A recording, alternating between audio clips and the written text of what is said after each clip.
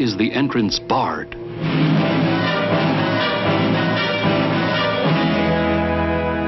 What secret do they guard? If you sat down, I think, and talked to everybody, why are you here? It all has to do with the superstition of something out there. Something greater. Which is the truth. Yeah. The truth is out there. It is. Plus, we actually met an alien. We did. About a mile, half a mile to a mile down that road. It's all dirt road up, by the way. There's this guy. It looks like he's wearing a uniform like we are.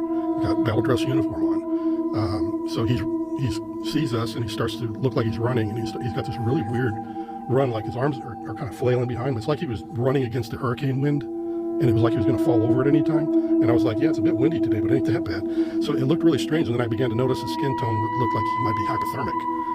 This is some trippy ass shit. Thinking, oh crap, this dude's been out here. It's freaking freezing out here, because it was a very cold day, and the wind was blowing. It was, those cold days where it didn't matter how many layers you had on. And so as we're getting closer, I'm talking to the ranking guy. Hey, we need to slow down. So anyway, I'm thinking, this guy's probably in big trouble. I need to pull off my jacket. I need to give him something to get warm real quick. So I'm starting to do that, and we're approaching, and by the time I get my jacket most of the way off, he's right there at the corner of the front of the car.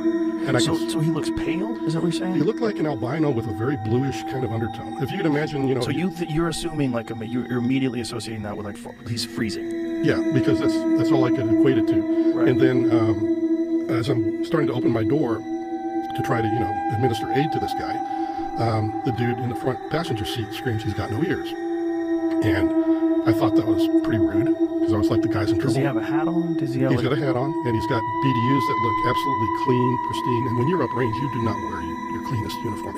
You're in a dirty environment. You wear your scuffed up boots. You don't take them with you. So he's got a clean battle dress uniform. Everything. United States military Very out of place. Yeah, it looks very out of place when I finally do it. But anyway, I step out onto the roadway, and this guy screams that he's got no ears. And I'm just thinking it's really rude. And then I close the door, and I look up, and he's got no freaking ears. And his eyes are twice as big. And I just am like, yeah, what the hell did I just walk into? This guy's not from around How here. far away from him are you? Probably from me to just a few feet? Yeah, just talking distance. Okay. And I'm starting to freak out, but then he starts to talk to me, and it's not my language, but it's coming to, the understanding is like coming into my mind about every word he's saying. So he's actually saying words? He's saying words, but it doesn't sound like anything I've heard before. But you're understanding what he's saying? But I'm understanding. So I know there's a telepathic thing going on here, and it calms me down at the same time, because I'm having to respond to him. And he's like, hello, I'm having trouble with my craft. I need some repair material. Do you know where I can find some tritium? And this is what he's talking to me about. And I'm like, you mean titanium? Because I didn't know anything about tritium at the time. But titanium, he's like, no, it's not it. And I'm like, well, at this point in my career, I had just left the program. So I knew where Dreamland was. And I pointed to the mountain range, because you can see for days in the desert. But I pointed towards the mountain range, and I said, Dreamland's just over there. And this wave of emotion hit me like disgust. Like, I am not going to talk to those barbarians and murderers. Wow, so he was saying that to you, like yeah. His reaction to going to the military base was... Exactly, yeah. But he did not like it. He said, I am not going to talk to those people. And then I was like, well, shoot. And it was barbarians and murderers? He literally, that was what he called them, yes. And mentally, that's what it was. But the emotion... Tritium, is this a real thing? It's a type of, can he bring it up on the... Yeah, sure. Yeah, look at that. It's used in boosted fission weapons and thermonuclear weapons. Oh, great. This is what the best image that we have of what he could have looked like. Oh, so he asks you for tritium. You tell him this is what it looked like. This is what the guy looked like. Pretty close to it. Yo. The nose was a little bit rounder on the end, but that was a really good rendition. But yeah, his eyes almost came out to here on the temple. Wow. Listen to this guy's story about his experience at Area 51. He said it's a secret that needed to be told to the world, that his life was in danger, and that he was coming forward and wanted to tell it. Hello, Art. Yes. Hi. I don't have a whole lot of time. Well, look, let's begin by finding out whether you're using this line properly or not. Area 51. Yeah, that's right. Were you an employee or are you now? I'm a former employee. Former employee. I was let go on a medical discharge about a week ago, and I've kind of been running across the country, and I don't know where to start. they're gonna, they'll triangulate on this position really, really soon. You can't spend a lot of time on the phone, Bill, so give us something quick. Okay, what we're thinking of as aliens are, they're extra-dimensional beings that an earlier precursor of the space program made contact with. They are not what they claim to be. They have infiltrated a lot of aspects of the military establishment, particularly the Area 51. The disasters that are coming, the government knows about them, and there's a lot of safe areas in this world that they could begin moving the population to now aren't.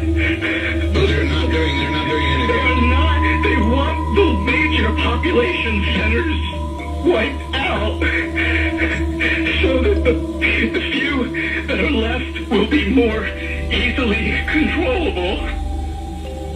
I smelled something fishy.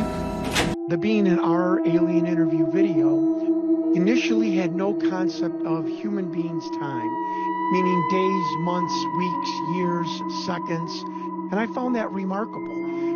Kind of almost antithetical to what we would think of an extraterrestrial being thousands of years ahead of our own intelligence, that they would know everything.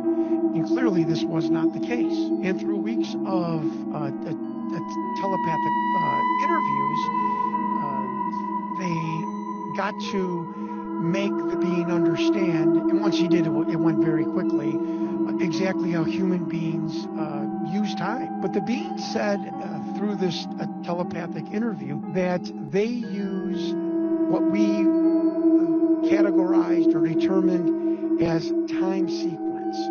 There's something mighty fishy. We've got some major breaking news out of Area 51. A massive fire has broken out inside the base, and we're seeing it live on camera. Late last night, allegedly July 15th, plumes of smoke were spotted rising from within the boundaries of Area 51 in Groom Lake, Nevada. Get this, there's a 24/7 live stream camera set up just outside the perimeter on private property of the back gate entrance near Rachel, Nevada, and they're currently broadcasting the blaze. What we do know is that there is clearly a massive fire. As you can see in the giant plume of smoke, you can also see the wind blowing if you look at the trees, which is definitely not helpful in these types of situations.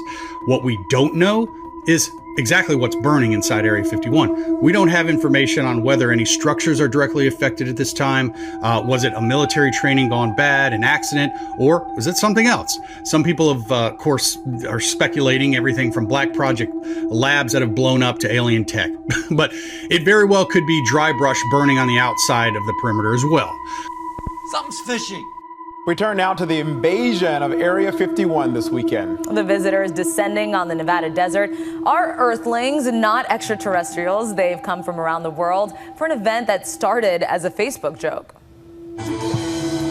In Nevada's dusty desert, the stage is set for an invasion. Hopefully I capture some aliens. People have come from as far away as France, camping just miles from Area 51, the legendary classified base that believers say is home to aliens. I get here and it's just phenomenal, the people that I see. The base has been getting a galaxy of attention since June, when Maddie Roberts started a joke Facebook page called Storm Area 51, They Can't Stop All of Us, calling on people to raid the base today, September 20th.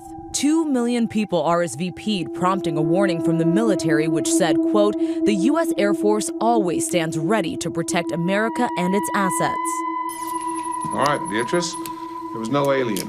FBI agents even showed up at Roberts' door.